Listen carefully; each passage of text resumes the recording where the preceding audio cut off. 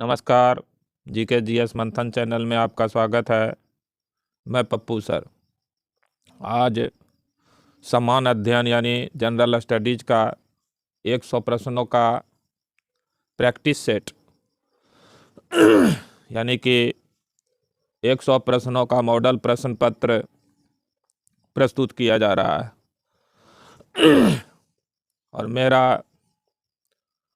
Telegram channel, YouTube channel का ही नाम है जीके जीएस मंथन। इस पर वीडियो का पीडीएफ उपलब्ध है। प्रश्न संख्या 1 है, निम्न में से किस राज्य को पूर्व का प्रवेश द्वार के रूप में जाना जाता है जिससे होकर विश्व की दो प्राचीन सभ्यताओं चीनी एवं भारतीयों के बीच व्यक्तियों, सामग्रियों एवं विचारों का आदान प्रदान किया जाता था? ए असम, बी मेघालय, सी मणिपुर, डी नागालैंड। तो इसका सही उत्तर है ए असम राज्य को पूर्व का प्रवेश द्वार प्राचीन काल में कहा जाता था। प्रश्न संख्या 2 है, लाल नदी यानी रेड रिवर निम्न में से किस देश में प्रवाहित होती है? A Myanmar, B Indonesia, C Thailand, D Vietnam. तो इसका सही उत्तर है घ वियतनाम। वियतनाम में लाल नदी यानी रेड रिवर जो है प्रवाहित होती है। प्रश्न संख्या 3 है, बैंकेक्स क्या है? क बैंकों के अर्थशास्त्रियों के सम्मेलन का नाम। ख बैंकों के समूह द्वारा अंतर बैंकिंग ऋणों के लिए तय की गई ब्याज की दर। ग केवल बैंकिंग शेयरों के क्रय विक्रय के लिए नव स्थापित एक शेयर बाजार। डी बैंकिंग कंपनियों के शेयर मूल्यों का बंबई स्टॉक एक्सचेंज का एक नया सूचकांक। तो इसका सही उत्तर है क बैंकों के अर्थशास्त्रियों के सम्मेलन का नाम है बैंकेक्स। प्रश्न संख्या 4 है, बुल सट्टेबाज यह आशा करते हैं कि भविष्य में बॉन्ड की कीमत ए गिरेगी, बी बढ़ेगी, ग स्थिर रहेगी, घ स्थिर रहेगी। इसका सही उत्तर है ख बढ़ेगी। शेयर बाजार से संबंधित दो शब्द है बुल और बियर। बुल ऐसे शेयर ब्रोकर होते हैं जो इस उम्मीद से शेयर को खरीदते हैं कि जो है उसका शेयर की कीमत बढ़ेगी और वह बढ़ते हुए कीमत के ही सरी शेयर को खरीदते हैं। और बियर जो है वो शेयर बाजार में वैसे शेयर ब्रोकर हैं जिस शेयर की दाम कम हो रही है उस शेयर को वो खरीदते हैं इस आशा से कि भविष्य में उसका दाम बढ़ेगा। प्रश्न संख्या 5 है, ये करंट अफेयर्स का प्रश्न है, इसको हटा देते हैं। प्रश्न संख्या 6 है, निम्न में से लाल पत्थर से निर्मित कौन सा निर्माण कार्य पूर्णतः इस्लामी शैली में किया गया? ए कुब्बत उल इस्लाम मस्जिद, बी जमात खां मस्जिद, सी गयासुद्दीन का मकबरा, डी फिरोज का मकबरा। इसका सही उत्तर है ख जमात खां मस्जिद का जो मकबरा है वो पूर्णतः लाल पत्थर से निर्मित इस्लामी मस्जिद है। प्रश्न संख्या 7 है, कोरल किससे मिलकर बनता है? क समुद्री पौधे से, ख एक प्रकार की मछलियों से, ग पत्थरों से, घ छोटे जीवों के अवशेषों से। तो इसका सही उत्तर है घ छोटे जीवों के अवशेषों से कोरल जो है बनता है। कोरल जिसको कि हिंदी में हम लोग प्रवाल कहते हैं, यह एक समुद्री जीव होता है जो कॉलोनी में यानी समूह में रहना पसंद करते हैं। इस जीव के शरीर का जो बाहरी भाग है वो कठोर होता है। यही कोरल जीव जब मर जाते हैं तो उनका अवशेष धीरे धीरे जो है ठोस हो जाता है जिससे कि कोरल द्वीप या कोरल चट्टान या मूंगे की चट्टान का निर्माण हो जाता है। प्रश्न संख्या 8 है, निम्न में कौन सी ग्रंथि उत्सर्जन क्रिया में भाग लेती है? ए थायराइड, ख अग्नाशय, ग सेबियस, घ एड्रीनल। इसका सही उत्तर है ग सेबिसियस जो है वो उत्सर्जन क्रिया में भाग लेता है। प्रश्न संख्या 9 है, निम्न में से किस मुगल कालीन इमारत में गुंबद का प्रयोग नहीं किया गया है? ए हुमायूं का मकबरा, ख ताजमहल, ग अकबर का मकबरा, घ बुलंद दरवाजा। इसका सही उत्तर है ग अकबर का जो मकबरा है वो एकलौता मुगल कालीन इमारत है जिसमें कि गुंबद का प्रयोग नहीं किया गया है। प्रश्न संख्या 10 है, रक्त का थक्का बनाने में किस विटामिन की आवश्यकता होती है? ए विटामिन ई, ख विटामिन डी, ग विटामिन सी, घ विटामिन के। इसका सही उत्तर है घ विटामिन के जो है रक्त का थक्का बनाने में सहायक होता है। प्रश्न संख्या 11 है, प्रोटीन संश्लेषण में कितने अमीनो अम्ल की आवश्यकता होती है? ए 20, ख 25, ग 15, घ 1। इसका सही उत्तर है क 20 अमीनो अम्ल की आवश्यकता होती है प्रोटीन संश्लेषण में। प्रश्न संख्या प्रश्न संख्या 12 है, रक्त में यूरिया की मात्रा बढ़ जाना शरीर के लिए हानिकारक होता है, इस रोग को क्या कहते हैं? ए एनीमिया, ख रक्त कैंसर, ग यूरेमिया, घ उपर्युक्त में से कोई नहीं। इसका सही उत्तर है ग यूरेमिया। रक्त में अगर जो है यूरिया की मात्रा बढ़ जाती है तो इससे यूरेमिया नामक बीमारी हो जाता है और भविष्य में जो है वो किडनी के खराब होने की, किडनी इन्फेक्शन बढ़ जाता है। प्रश्न संख्या 13 है, विश्व में सर्वाधिक पौधे किस समूह के हैं? क अनावृत बीजी, ख आवृत बीजी, ग टेरिडोफाइट, घ शैवाल। तो इसका सही उत्तर है ख आवृत बीजी जो है वो विश्व में सर्वाधिक पाया जाने वाला पौधे का समूह है। प्रश्न संख्या 14 है, गवर्नमेंट ऑफ इंडिया अधिनियम 1935 के तहत भारत की कुल जनसंख्या के कितने प्रतिशत को मताधिकार प्राप्त था? क 14%, ख 18%, ग 20%, घ 24%। तो इसका सही उत्तर है क 14%। गवर्नमेंट ऑफ इंडिया एक्ट 1935 के तहत भारत की कुल जनसंख्या के 14% लोगों को मताधिकार प्राप्त था। प्रश्न संख्या 15 है, ल्यूकेमिया नामक रोग से शरीर का कौन सा भाग प्रभावित होता है? ए हृदय, ख यकृत, ग रक्त, घ पाचक तंत्र। तो इसका सही उत्तर है ग रक्त। रक्त कैंसर को ही ल्यूकेमिया कहा जाता है, ब्लड कैंसर को। प्रश्न संख्या 16 है, तेजस क्या है? ए अति आधुनिक रडार, बी अत्याधुनिक संचार युद्धपोत, सी दूर संचार प्रणाली, घ हल्के लड़ाकू विमान यानी LCA। तो इसका सही उत्तर है तेजस जो है वो हल्के लड़ाकू विमान LCA है, लाइट कॉम्बैट एयरक्राफ्ट। प्रश्न संख्या 17 है, एड्स रोग का परीक्षण किस विधि से किया जाता है? मोले परीक्षण, ख क्रोमेटोग्राफी, ग डिप्स्टिके विधि और घ DNA अंगुली छाप द्वारा। इसका सही उत्तर है ग डिप्स्टिक विधि के द्वारा एड्स रोग का परीक्षण किया जाता है। इसी को एलिसा टेस्ट भी कहते हैं। प्रश्न संख्या 18 है, महासागरीय धाराओं का विपरीत क्रम निम्न में से किस महासागर अथवा सागर में पाया जाता है? क प्रशांत महासागर, ख अटलांटिक महासागर, ग हिंद महासागर, घ भूमध्य सागर। तो इसका सही उत्तर है ख अटलांटिक महासागर में जो है महासागरीय धाराओं का विपरीत क्रम पाया जाता है। प्रश्न संख्या 19 है, अक्टूबर 2012 में ये प्रश्न अब अनुपयुक्त हो चुका है, करंट अफेयर्स का प्रश्न है। प्रश्न संख्या 20 है, निम्न में से किस देश में विस्तृत पैमाने पर पशुचारण हेतु उपयोग में लाए जाने वाले फॉर्म को एस्टेंसिया कहते हैं? ए कॉक अर्जेंटीना, ख ऑस्ट्रेलिया, ग न्यूजीलैंड, घ संयुक्त राज्य अमेरिका। तो इसका सही उत्तर है क अर्जेंटीना में जो है विस्तृत पैमाने पर पशुचारण हेतु जो उपयोग में लाए जाने वाला फॉर्म है उसको एस्टेंसिया कहा जाता है। प्रश्न संख्या 21 है, किस पंचवर्षीय योजना में पहली बार तीव्र आर्थिक विकास के लिए क्षेत्रीय विकास पर बल दिया गया? ए तृतीय योजना, ख पांचवी योजना, ग छठी योजना, घ सातवीं योजना। तो इसका सही उत्तर है क तृतीय पंचवर्षीय योजना काल में पहली बार तीव्र आर्थिक विकास के लिए क्षेत्रीय विकास पर बल दिया गया था। प्रश्न संख्या 22 है, बैंकेक्स क्या है? ए क सार्वजनिक कंपनियों का समूह, बी आर्थिक प्रगति सूचकांक, ग बैंकों से संबंधित शेयर सूचकांक, घ भारत के राष्ट्रपति का सुरक्षा दस्ता। तो इसका सही उत्तर है ग बैंकों से संबंधित शेयर सूचकांक जो है उसको बैंकेक्स कहा जाता है। प्रश्न संख्या 23 है, द्वैध शासन व्यवस्था क्या थी? ए कार्यपालिका स्तर पर प्रशासन का विभाजन, ख न्यायपालिका स्तर पर प्रशासन का विभाजन, ग व्यवस्था का स्तर पर प्रशासन का विभाजन, घ उपर्युक्त में से कोई नहीं। इसका सही उत्तर है क कार्यपालिका स्तर पर प्रशासन का विभाजन कर दिया गया था। 1919 ईस्वी के एक्ट के द्वारा प्रांतों में द्वैध शासन व्यवस्था और 1935 के एक्ट के द्वारा केंद्र में द्वैध शासन व्यवस्था लागू किया गया था। प्रश्न संख्या 24 है, पीलिया रोग किसकी अधिकता के कारण से होता है? क इंसुलिन, ख बिलिरुबिन, ग गैस्ट्रिक जूस, घ ग्लाइकोजन। इसका सही उत्तर है ख बिलिरुबिन की अधिकता हो जाने के कारण पीलिया यानी जॉन्डिस रोग होता है। प्रश्न संख्या 25 है, भारत में 16 वन कहाँ पाए जाते हैं? क पूर्वी घाट के पूर्वोत्तर क्षेत्र में, ख हिमालय के तराई में, व पश्चिमी घाट के पश्चिमी क्षेत्र में, घ सुंदरबन डेल्टा में। इसका सही उत्तर है ख हिमालय के तराई क्षेत्र में जो है 16 वन पाया जाता है। प्रश्न संख्या 26 है, किसी बांध में एकत्रित जल में कौन सी ऊर्जा होती है? क विद्युत ऊर्जा, ख गतिज ऊर्जा, ग स्थितिज ऊर्जा, घ जल विद्युत ऊर्जा, तो इसका सही उत्तर है ग स्थितिज ऊर्जा। जल बांध में एकत्रित जल जो है वो स्थितिज ऊर्जा का उदाहरण है, और जब बांध से जल को छोड़ दिया जाता है तो उस जल में गतिज ऊर्जा उत्पन्न हो जाती है। प्रश्न संख्या 27 है, तापी TAPI गैस पाइपलाइन परियोजना में शामिल देश हैं। 1 Iran, 2 Turkmenistan, 3 Afghanistan, 4 Pakistan, 5 India.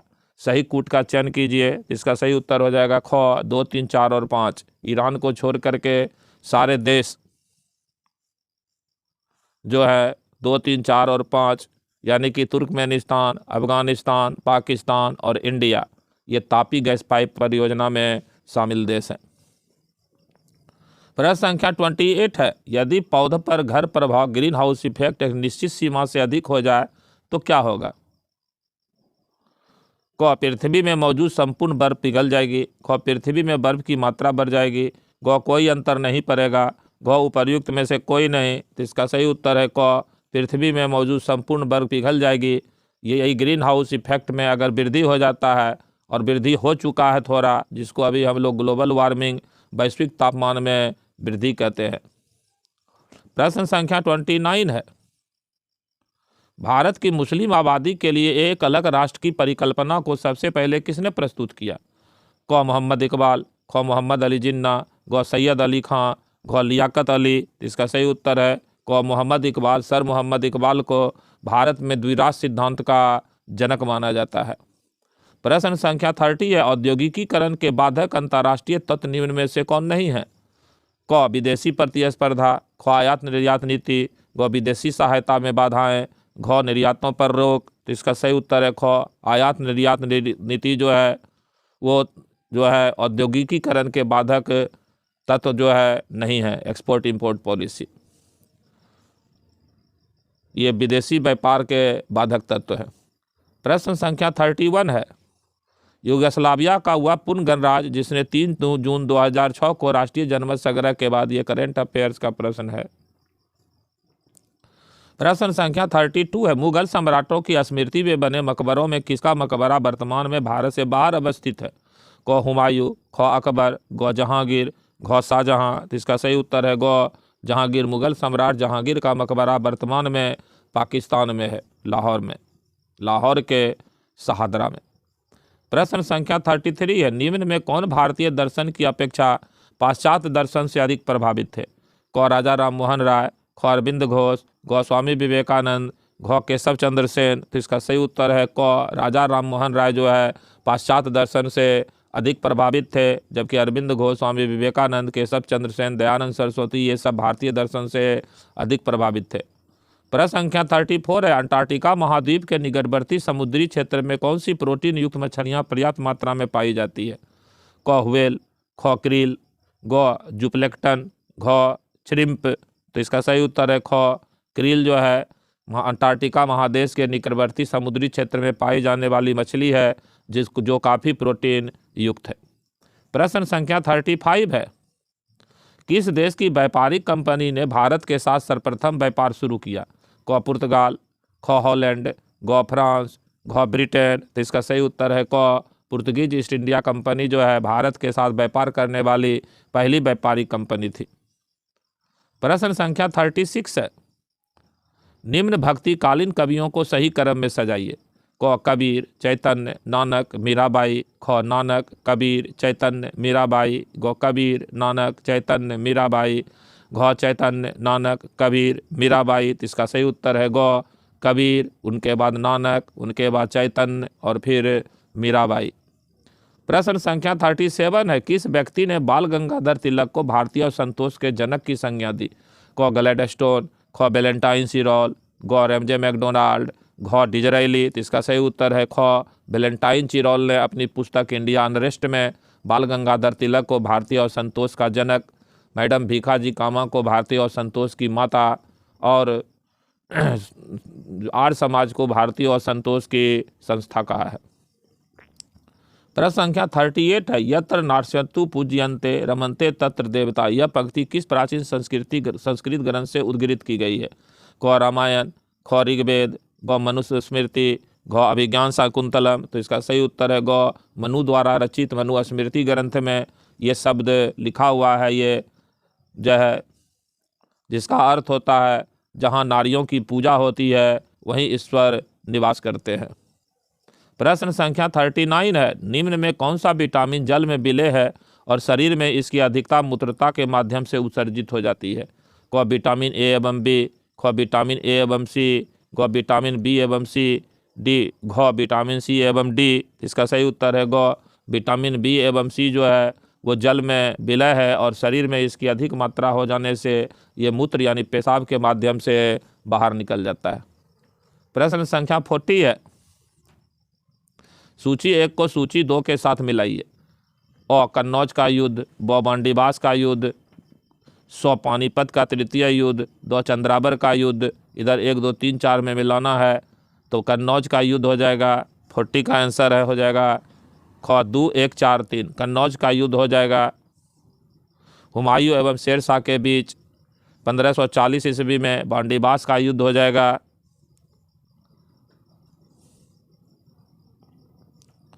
बांडीबास का युद्ध हो जाएगा। एक अंग्रेज एवं फ्रांसीसी के बीच 1760 ईस्वी में पानीपत का तृतीय युद्ध हो जाएगा। मराठा एवं अफजल शाह अब्दाली के बीच 1761 ईस्वी में और चंद्रावर का युद्ध हो जाएगा जो है मोहम्मद गौरी एवं जयचंद के बीच 1194 ईस्वी में। प्रश्न संख्या 41 है, ईस्ट इंडिया कंपनी ने निम्न में से किस वस्तु के व्यापार पर अपना एकाधिकार बनाए रखा था? 1 चाय, 2 नमक, 3 रेशमी वस्त्र, 4 अफीम। कूट में इसका सही उत्तर देना है, इसका सही उत्तर हो जाएगा ख 2 और 4।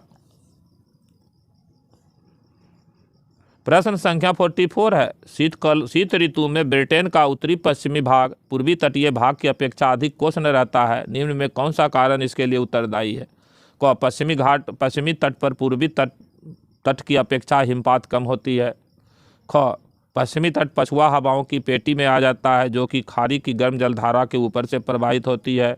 ग पश्चिमी तट एकदम सागरीय है और इसके समीपवर्ती जल को ठंडा होने में अधिक समय लगता है। घ उपर्युक्त सभी, जिसका सही उत्तर हो जाएगा ख पश्चिमी तट पछुआ हवाओं की पेटी में आ जाता है जो कि खाड़ी की गर्म जलधारा के ऊपर से प्रवाहित होती है। प्रश्न संख्या 43 है, कपास के लिए सर्वाधिक उपयुक्त काली मिट्टी को देश में किस अन्य नाम से जाना जाता है? इसका तो विकल्प ही नहीं छपा, तो इसका भारत में स्थानीय नाम जो है वो हम लिख देते हैं। इसको हम लोग जो है रेगुर मिट्टी कहते हैं। भारत में काली कपासी मिट्टी का जो है स्थानीय नाम रेगुर मिट्टी है। प्रश्न संख्या 44 है, प्रथम नील आंदोलन नादिया पश्चिम बंगाल के गोविंदपुर नामक गांव में कब शुरू हुआ था? क सितंबर 1858, ख जुलाई 1858, ग अक्टूबर 1858, घ जून 1858। तो इसका सही उत्तर है क सितंबर 1858 ईस्वी में भारत का पहला नील आंदोलन पश्चिम बंगाल के नादिया जिले के गोविंदपुर में हुआ था और इस नील आंदोलन का नेतृत्व दिगंबर बिश्वास और विष्णु बिश्वास ने किया था। प्रश्न संख्या 45 है, भारत में हाल ही में लॉन्च किए गए स्टील्थ वारशिप का क्या नाम है? क नीलगिरी, ख गंग, ग एवरेस्ट, घ रावी। तो ये करंट अफेयर्स का प्रश्न है, फिर भी इसका आंसर हो जाएगा क नीलगिरी। प्रश्न संख्या 46 है, राजस्व आय के लिए अस्थायी तौर पर लगाया जाने वाला कर क्या कहलाता है? क डिबेंचर, ख अधिशुल्क, ग उपकर, घ राजस्व शुल्क। तो इसका सही उत्तर है ख अधिशुल्क जो है अस्थायी तौर पर लगाया जाने वाले कर को अधिशुल्क कहा जाता है। प्रश्न संख्या 47 है, ड्राई फार्मिंग के लिए निम्न में कौन सर्वाधिक उपयुक्त है? क मूंगफली, ख आलू, ग कपास, घ अलसी। तो इसका सही उत्तर है घ अलसी जो है ड्राई फार्मिंग यानी शुष्क कृषि के लिए इनमें सबसे उपयुक्त फसल है। प्रश्न संख्या 48 है, धान की फसल को नत्रजन किस रूप में दिया जाना चाहिए? नाइट्रोजन, क यूरिया, ख डाई अमोनियम सल्फेट, ग अमोनियम नाइट्रेट, घ सभी। तो इसका सही उत्तर है ख धान की फसल को नाइट्रोजन जो है डाई अमोनियम सल्फेट के रूप में दिया जाना चाहिए। प्रश्न संख्या 49 है, ये करंट अफेयर्स का प्रश्न है, इसको हटा देते हैं। प्रश्न संख्या 50 है, 11वीं पंचवर्षीय योजना की विकास दर क्या निर्धारित की गई है? क 7%, ख 8%, घ 8.5%, घ 9%। तो इसका सही उत्तर है घ 9% जो है 11वीं पंचवर्षीय योजना में आर्थिक विकास दर को निश्चित किया गया था, लेकिन बाद में इसको संशोधित करके 8% वार्षिक विकास दर कर दिया गया। प्रश्न संख्या 51 है, भारत के किस राज्य को प्रायः ही चक्रवात यानी साइक्लोन का सामना करना पड़ता है? क तमिलनाडु, ख आंध्र प्रदेश, ग उड़ीसा, घ पश्चिम बंगाल। तो इसका सही उत्तर है ख आंध्र प्रदेश राज्य को लगभग हर साल जो है साइक्लोन का सामना करना पड़ता है। हालांकि आंध्र प्रदेश के अलावे उड़ीसा भी साइक्लोन से सर्वाधिक प्रभावित राज्य है। प्रश्न संख्या 52 है, भारत में ईसाई धर्म का प्रचार सर्वप्रथम किसने किया?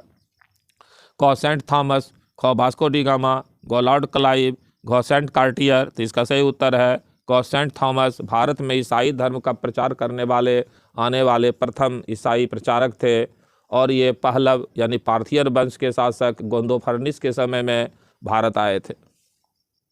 प्रश्न संख्या 53 है, निम्न में कौन अल्ट्रासोनिक तरंगों को सुन सकता है? 1 कुत्ता, 2 गाय, 3 चमगादड़, 4 मनुष्य। कूट में इसका सही उत्तर देना है, इसका सही उत्तर हो जाएगा 1 और 3 यानी कुत्ता और चमगादड़ जो है वो अल्ट्रासोनिक तरंग को सुन सकते हैं। प्रश्न संख्या 54 है, भारत विकास मंच यानी इंडिया डेवलपमेंट फोरम की वार्षिक बैठकों की साधारणतः कौन अध्यक्षता करता है? क विश्व बैंक, ख अंतर्राष्ट्रीय मुद्रा कोष, ग एशियाई विकास बैंक, ग संयुक्त राष्ट्र विकास कार्यक्रम। तो इसका सही उत्तर है क विश्व बैंक जो है जनरली भारत विकास मंच की वार्षिक बैठकों की अध्यक्षता करता है।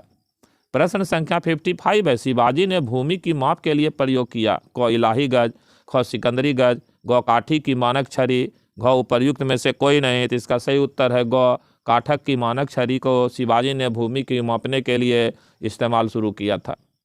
प्रश्न संख्या 56 है, यदि किसी भैंस की सींग में 3 छल्ले बने हुए हों तो भैंस की आयु कितनी होगी? क 3 वर्ष, ख 5 वर्ष, ग 6 वर्ष, घ 7 वर्ष। तो इसका सही उत्तर है क 3 वर्ष। हर वर्ष जो है एक छल्ला जो है भैंस या के सींग में बनता है, और भैंस के सींग के छल्ले से ही भैंस की उम्र पता की जाती है। प्रश्न संख्या 57 है, मैत्री नामक रेल सेवा भारत ने निम्न में से किस देश के साथ प्रारंभ की है? क चीन, ख म्यांमार, ग बांग्लादेश, घ पाकिस्तान। तो इसका सही उत्तर है जो है मैत्री नामक रेल सेवा जो है वो भारत ने मैत्री नामक रेल सेवा भारत ने किसके साथ प्रारंभ की है? तो पाकिस्तान के साथ। प्रश्न संख्या 58 है, किस युद्ध के पश्चात भारत में फ्रांसीसी शक्ति का ह्रास हो गया? क बांडीबास का युद्ध, ख तालीकोटा का युद्ध, ग पलासी का युद्ध, घ बक्सर का युद्ध। तो इसका सही उत्तर है क बांडीबास का युद्ध जो 1760 ईस्वी में हुआ था। इसमें अंग्रेजों ने फ्रांसीसियों को बुरी तरह पराजित किया। प्रश्न संख्या 59 है, गाय की नस्ल को मूल स्थान से मिलाना है? अ सिंधी, ब गंगा तीरी, स कांकरेज, द देवनी। तो इसका सही उत्तर है हो जाएगा 59 का सही उत्तर मिल जाएगा ख से 3 1 2 4। सिंधी जो है वो कराची है, गंगा तीरी जो है वो बलिया है, कांकरेज जो है वो रनकच्छ है, और देवनी जो है वो हैदराबाद है। प्रश्न संख्या 60 है, मरणासन राजकुमारी की चित्र अजंता की किस क्रम संख्या की गुफा से प्राप्त हुआ है?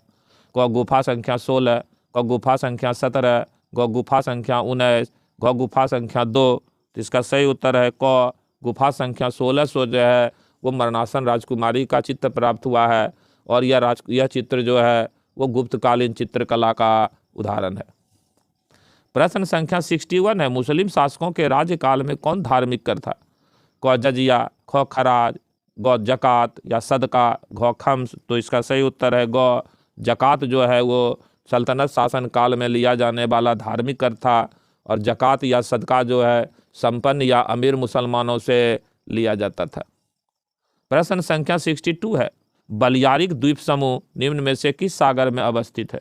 क भूमध्य सागर, ख उत्तरी सागर, ग जापान सागर, घ बाल्टिक सागर। तो इसका सही उत्तर है क भूमध्य सागर में जो है बलियारिक द्वीप समूह स्थित है।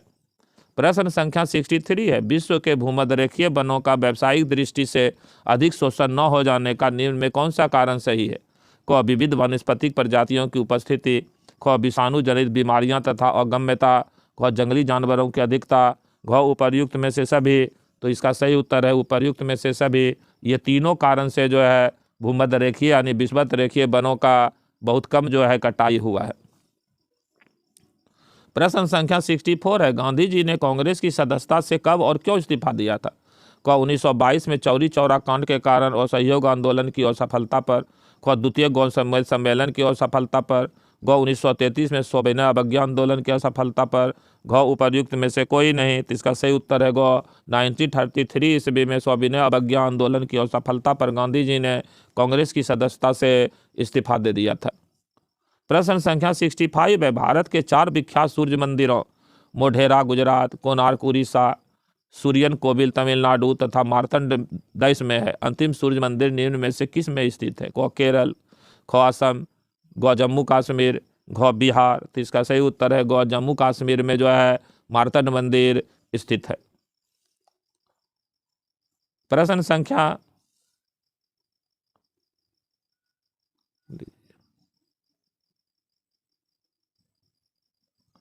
प्रश्न संख्या 66 है, लोहे को जंग से बचने के लिए गैल्वेनाइजेशन किया जाता है। इस प्रक्रिया में निम्न में से किसकी परत लोहे पर चढ़ाई जाती है? क निकेल, ख कोबाल्ट, ग जस्ता, घ चांदी। तो इसका सही उत्तर है ग जस्ता यानी जर्डन का लेप जो है वो लोहा या टीन को जंग से बचाने के लिए किया जाता है, जिसको जस्तीकरण या गैल्वेनाइजेशन की प्रक्रिया कहते हैं। प्रश्न संख्या 67 है, राष्ट्रपति द्वारा संसद के दोनों सदनों का संयुक्त अधिवेशन कब बुलाया जा सकता है?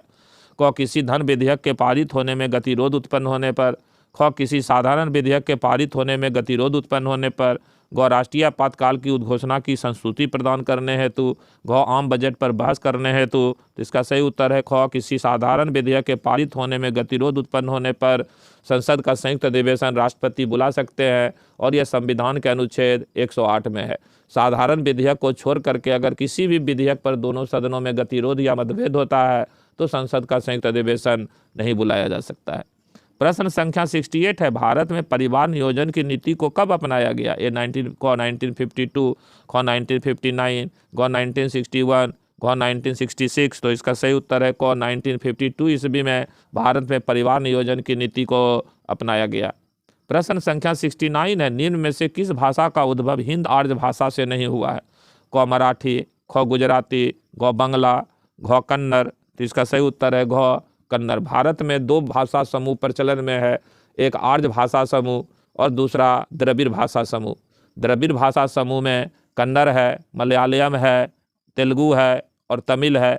बाकी शेष भाषा जो है वो हिंद आर्य भाषा यानी कि आर्यन भाषा समूह में शामिल है।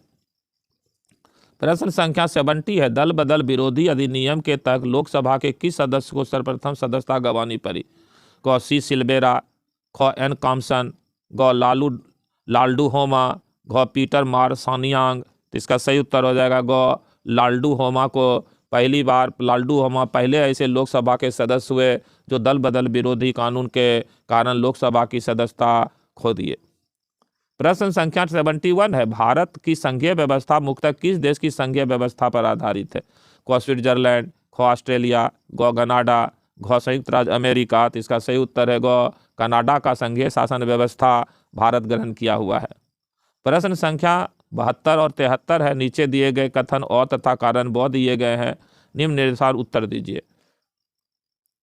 72 नंबर प्रश्न है, क्रिसमस का त्यौहार ऑस्ट्रेलिया में ग्रीष्मकाल में मनाया जाता है और वो है ऑस्ट्रेलिया पूर्णतः दक्षिणी गोलार्ध में स्थित है। तो इसका सही उत्तर हो जाएगा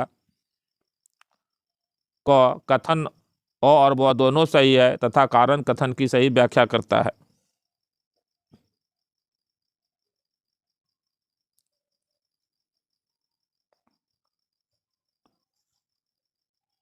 जब 25 दिसंबर को क्रिसमस मनाया जाता है तो उस समय ऑस्ट्रेलिया में गर्मी रहता है और ऑस्ट्रेलिया पूरी तरह से दक्षिणी गोलार्ध में स्थित है, इसी कारण 25 दिसंबर को ऑस्ट्रेलिया में ग्रीष्म ऋतु रहता है। प्रश्न संख्या 73 है, सूर्य की किरणें उच्च पर्वतीय भागों में सबसे पहले पहुंचती है, वह उच्च पर्वतीय चोटियां वर्ष भर हिमाच्छादित रहती है। इसका सही उत्तर हो जाएगा ख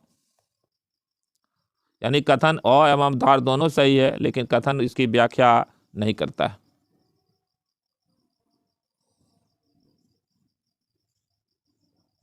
प्रश्न संख्या 74 है, निम्न में से किस देश में थ्री गॉर्जेज नामक विश्व का सबसे बड़े बांध का निर्माण किया गया है? क ब्राजील, ख चीन, ग दक्षिण अफ्रीका, घ नाइजीरिया। इसका सही उत्तर है ख चीन में जो है विश्व की सबसे बड़े बांध थ्री गॉर्जेज का निर्माण किया गया है। प्रश्न संख्या 75 है, रॉकेट के लिए अच्छा ईंधन वही है जो को अधिक मात्रा में गैस उत्पन्न करे, ख अधिक हल्का हो, ग आसानी से प्रज्वलित हो सके, घ तरल अवस्था में हो। इसका सही उत्तर है क अधिक मात्रा में गैस उत्पन्न हो सके, उसी को रॉकेट का सबसे अच्छा ईंधन कहा जाता है। प्रश्न संख्या 76 है, गेहूं में खाया जाने वाला भाग है क भ्रूण, ख भ्रूणपोष, ग केवल बीज, घ पूरा फल। तो इसका सही उत्तर है घ पूरा फल जो है हम लोग गेहूं का खाते हैं। प्रश्न संख्या 77 है, भारत के किस गवर्नर जनरल को भारतीय प्रेस का मुक्तिदाता कहा जाता है? क लॉर्ड रिपन, ख चार्ल्स मेटकॉफ, ग विलियम बेंटिक, ग लॉर्ड हेमरहर्स्ट। तो इसका सही उत्तर है चार्ल्स मेटकॉफ को भारतीय प्रेस का मुक्तिदाता जो है कहा जाता है, या भारतीय प्रेस का स्वतंत्रता दाता कहा जाता है। प्रश्न संख्या 78 है, भारत में खनिजों के उत्पादन में प्रथम 3 राज्य क्रमशः झारखंड, पश्चिम बंगाल और मध्य प्रदेश है। देश के कुल खनिज उत्पादन का कितना प्रतिशत झारखंड से प्राप्त होता है? क 42%, ख 37%, ग 46%, घ 29%। तो इसका सही उत्तर हो जाएगा ख 37% जो है भारत देश के कुल खनिज उत्पादन में जो है झारखंड का योगदान है। प्रश्न संख्या 79 है, निम्न में कौन सा भूदृश्य उष्ण द्वीपों यानी हीट आइलैंड की उत्पत्ति के लिए उत्तरदायी होती है? क नगरीय क्षेत्र, ख समुद्र तटीय क्षेत्र, ग पर्वत श्रेणियाँ, घ द्वीप। तो इसका सही उत्तर है क नगरीय क्षेत्र यानी टाउनशिप एरिया जो है उसको हम लोग हीट आइलैंड कहते हैं, क्योंकि शहर के अंदर बहुत सघन जनसंख्या है, साथ में शहर में बड़े बड़े कंक्रीट और ईंट के बने हुए विशाल मकान होते हैं जो काफ़ी गर्म हो जाते हैं। प्रश्न संख्या 80 है, मिलाना है पंजाब हिमालय, कुमायूं हिमालय, नेपाल हिमालय, असम हिमालय। तो इसका सही उत्तर हो जाएगा क पंजाब हिमालय जो है सिंधु तथा सतलज नदियों के बीच में है, कुमायूं हिमालय जो है वो सतलज एवं काली नदियों के बीच में है, नेपाल हिमालय काली एवं तीस्ता नदियों के बीच में है, और असम हिमालय जो है तीस्ता एवं ब्रह्मपुत्र यानी दियांग नदियों के बीच में है। इनमें सबसे लंबा नेपाल हिमालय है, और इसी नेपाल हिमालय में विश्व की सर्वोच्च पर्वत चोटी माउंट एवरेस्ट स्थित है। प्रश्न संख्या 81 है, करन स्विस एक संकर गाय है, यह किनके संकरण से विकसित की गई है?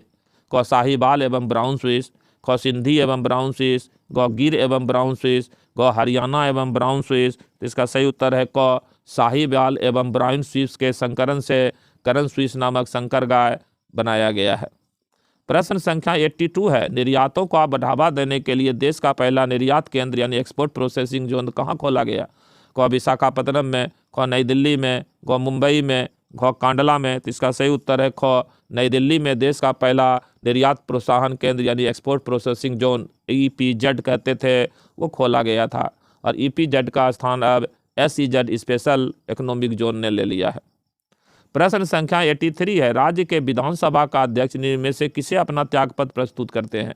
क राज्य के राज्यपाल, ख राज्य के मुख्यमंत्री, ग विधानसभा के उपाध्यक्ष, घ लोकसभा के अध्यक्ष। तो इसका सही उत्तर हो जाएगा ग विधानसभा के उपाध्यक्ष। विधानसभा के अध्यक्ष अपना त्यागपत्र विधानसभा उपाध्यक्ष को, और विधानसभा के उपाध्यक्ष अपना त्यागपत्र विधानसभा के अध्यक्ष को सौंपते हैं। प्रश्न संख्या 84 करेंट अफेयर्स का है, इसको हटा देते हैं। प्रश्न संख्या 85 है, संसद की निम्न समितियों में से किस में राज्यसभा का प्रतिनिधित्व नहीं होता है? क सरकारी उपक्रम संबंधी समिति, ख प्राक्कलन समिति, ग लोक लेखा समिति। इसका सही उत्तर हो जाएगा ख प्राक्कलन समिति, जिसको कि हम लोग अनुमान समिति या एस्टिमेट कमेटी कहते हैं। इसमें राज्यसभा के सदस्य नहीं होते हैं, इसमें सिर्फ लोकसभा के सदस्य होते हैं। प्रश्न संख्या 86 है, निम्न में से किस संगठन की राजनीतिक शाखा का नाम सिन्फिन है? क खमेर रूज, ख ETA, ग IRA, घ स्वापो। इसका सही उत्तर है ख ईटीए के राजनीतिक शाखा का नाम सिनफिन है। प्रश्न संख्या 87 है, कैसिनी उपग्रह को निम्नलिखित में से किस ग्रह की जानकारी हेतु प्रक्षेपित किया गया था? क बृहस्पति, ख मंगल, ग प्लूटो, घ शनि। इसका सही उत्तर है घ शनि का जानकारी के लिए कैसिनी उपग्रह को भेजा गया था। प्रश्न संख्या 88 है, ये करंट अफेयर्स का प्रश्न है, इसको हटा देते हैं। प्रश्न संख्या 89 है, यह भी करंट अफेयर्स का प्रश्न था। प्रश्न संख्या 90 है, उच्च न्यायालय में न्यायाधीशों की सेवानिवृत्ति की आयु बढ़ाकर किया जाना प्रस्तावित है। क 62 वर्ष, क 64 वर्ष, ग 65 वर्ष, ग 68 वर्ष। तो इसका सही उत्तर है ग 65 वर्ष प्रस्तावित किया गया है, लेकिन अभी भी उच्च न्यायालय के न्यायाधीश की उम्र जो है रिटायरमेंट का 62 ही है। 65 वर्ष जो है वो सुप्रीम कोर्ट के जस्टिस का रिटायरमेंट का उम्र है। प्रश्न संख्या 91 है, वर्ष 2011 की जनगणना में जाति गणना भी कराने का निर्णय किया गया है। इससे पूर्व जाति आधारित जनगणना कब हुई थी?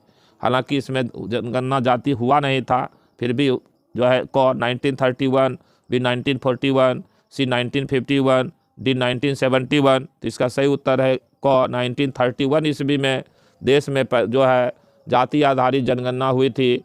इसके बाद आज़ादी के बाद कभी भी देश में जाति आधारित जनगणना नहीं हुई। 2023 ईस्वी में बिहार सरकार ने जाति आधारित जनगणना कराया। प्रश्न संख्या 92 है, विश्व विरासत सूची में शामिल भारतीय स्थल है। क महाबोधि मंदिर परिसर Bodhgaya, 2 basilica of Bom Jesus Goa, 3 Konark का सूर्य मंदिर उड़ीसा, 4 जंतर मंतर जयपुर। तो इसका सही उत्तर है घ चारों जो है यूनेस्को के विश्व विरासत सूची में शामिल भारतीय स्थल है।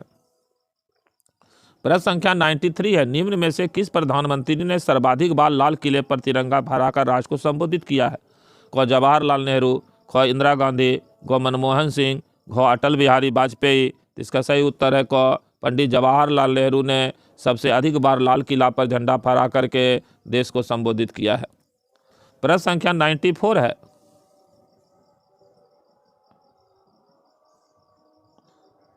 सांसदों के वेतन भत्ते और पेंशन संशोधन विधेयक 2010 के द्वारा वर्तमान में सांसदों के लिए निर्धारित मासिक मूल वेतन 16,000 रुपये से बढ़ाकर कितना कर दिया गया? क 20,000, ख 30,000, ग 41,000, घ 50,000। इसका सही उत्तर है घ 50,000 रुपया भी संसद सदस्य का मासिक मूल वेतन है। इनके अलावे इनको अन्य तरह का भत्ता मिलता है, जैसे संसदीय क्षेत्र भत्ता मिलता है, कार्यालय भत्ता मिलता है, ये अलग से मिलता है। प्रश्न संख्या 95 है, हाल ही में भारतीय नौसेना में शामिल नेरपा है। क टैंक, ख नौका, ग जहाज, घ परमाणु पनडुब्बी। इसका सही उत्तर है घ परमाणु पनडुब्बी का नाम जो है वो नेरपा है। प्रश्न संख्या 96 है,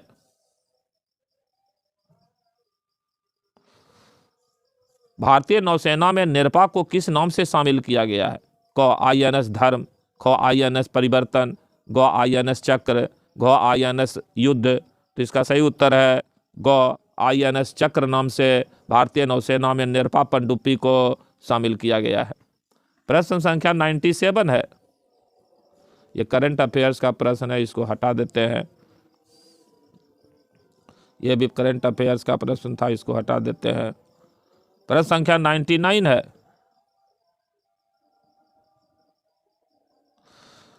वर्ष 2011 में सिविल सेवा प्रारंभिक परीक्षा में ऐच्छिक विषय की परीक्षा के स्थान पर लागू किया गया है। क सब्स्टिट्यूट टेस्ट, ख एप्टीट्यूड टेस्ट, ग एबिलिटी टेस्ट, घ ऑब्जेक्टिव टेस्ट। तो इसका सही उत्तर है ख एप्टीट्यूड टेस्ट, जिसको हम लोग सीसैट कहते हैं, सिविल सर्विस एप्टीट्यूड टेस्ट को लागू किया गया है। प्रश्न संख्या 100 है, अंतिम प्रश्न है, भारत के रक्षा अनुसंधान एवं विकास संगठन द्वारा एक निजी कंपनी के सहयोग से विकसित क्षेत्र है। क स्वदेशी टैंक, ख स्वदेशी इंटरसेप्टर मिसाइल, ग स्वदेशी मानव रहित विमान, घ विमान वाहक पोत। इसका सही उत्तर है ग स्वदेशी मानव रहित विमान। ये DRDA के द्वारा निजी कंपनी के सहयोग से विकसित है। इस वीडियो में इतना ही। जय हिंद, जय भारत, नमस्कार।